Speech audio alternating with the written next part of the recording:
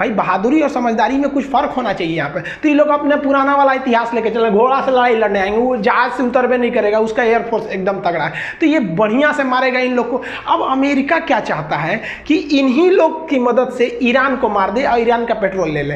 अब ईरान मराएगा तो हम लोग के लिए दिक्कत, अफगानिस्तान जाने का रास्ता बंद हो जाएगा और ईरान की तबाही हो जाएगी। देखिए ना, इराक गया तो हम लोग क्या, इराक से रिलेशन खत्म, जबकि वहाँ 2 लाख भारतीयों को नौकरी मिला हुआ था। अमेरिका ने सद्दाम हुसैन को ले गया, अपनी मार में हम लोग को पेट्रोल महंगा मिलने लगा, रोजगार भी चला गया।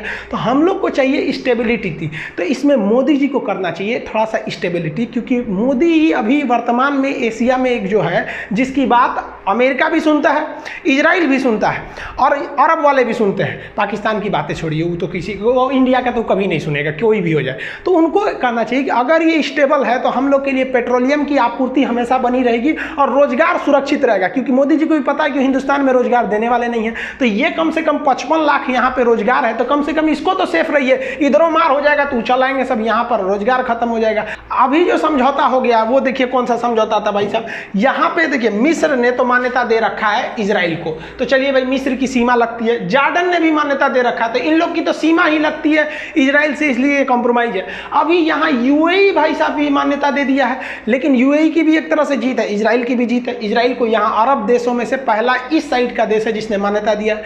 बदले में इजराइल ने कहा है कि जो आप गाजा पट्टी में और वेस्ट बैंक जो जॉर्डन का एरिया है जहाँ आपने अवैध कब्जा किया है उससे पीछे हटेंगे। तो ये पीछे हटने के लिए नहीं बोला है, लेकिन ये स्वीकार खुद इजराइल ने किया है कि नहीं, वो कब्जा मेरा अवैध है। तो एक तरह से ये यूएई के लिए भी बहुत बड़ी जीत है, ये अरब लीग में आगे बढ़ जाएगा। अब सऊदी अलग ही प्लान में है। देखिए यूएई कर लिया ना, आप 2 महीने का वेट कीजिएगा, इधर से ओमान मान्यता देगा, यहाँ से कतर देगा, यूएई के बाद ओमान और कतर देंगे। आप ये लिख के रख लीजिए, भले थोड़ा सा समय लगे, उसके बाद सब का सब मान्यता देंगे। सारे के सारे लोग नतमस्तक हो गए उसके आगे। इससे आप सीख लीजिए हिंदुस्तान वालों को कि हमेशा बलि बकरे की दी जाती है, शेर की नहीं। जो कहा जाता था ना कि सतयुग में कि सत्य की हमेशा जीत होती है, ये कलयुग है, बलशाली व्यक्ति की हमेशा जीत होती है। ये कब्जा किया, आज लोग इसी के आगे नतमस्तक हो रहे हैं। तो हम हिंदुस्तानियों को भी अपनी टेक्नोलॉजी को आगे लेके जाना चाहिए। अब यहाँ सऊदी अरब क्या चाहता है कि सऊदी अरब इजराइल से दोस्ती करना चाहता है। देखिए ये जो सऊदी अरब जो इजराइल का खासा दुश्मन बना करता था, वो इससे दोस्ती करके और ईरान को मारना चाहता है कि ईरान तबाह हो जाए। यहाँ शिया सुन्नी में आई बकलोलवा को समझ नहीं आ रहा है कि अमेरिका जब इस ईरान को मारेगा तब इसके पास अब कोई नहीं बचेगा, उसके बाद इन लोग को धोएगा, इन लोग का वही हाल करेगा जो 1947 से पहले अंग्रेजों ने हम हिंदुस्तानियों का किया था। लेकिन इनको कौन समझाए भाई साहब, इनको हम लोग को क्या मतलब है इन मच में पढ़ने के लिए। अब पाकिस्तानिया तनी होशियार है, भांप गया है, और तुर्की भी इधर से भांप गया है यहाँ पर। हालांकि तुर्की खुद ही इजराइल को मान्यता दे रखा था।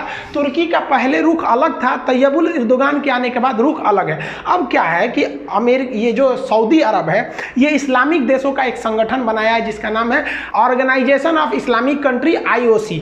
अब पाकिस्तान भी IOC का सदस्य है, लेकिन पाकिस्तान चाहता है कि तुर्की को मिला ले, ईरान को ले ले अपने साथ, पाकिस्तान को ले ले और यहाँ से चाइना को ले ले और इधर से हम ले ले मलेशिया को।